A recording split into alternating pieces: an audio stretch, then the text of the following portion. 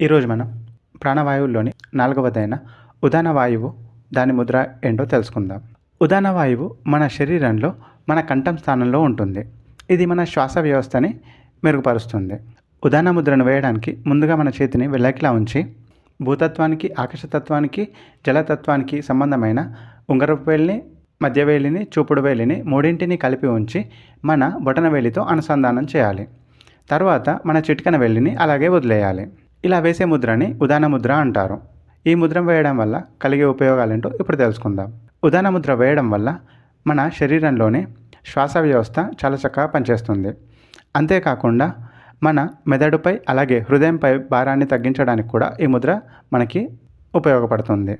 అంతేకాకుండా ఊపిరితిత్తులకు సంబంధించిన వ్యాధులను తగ్గించడానికి కూడా ఈ ముద్ర మనకి చక్కగా పనిచేస్తుంది.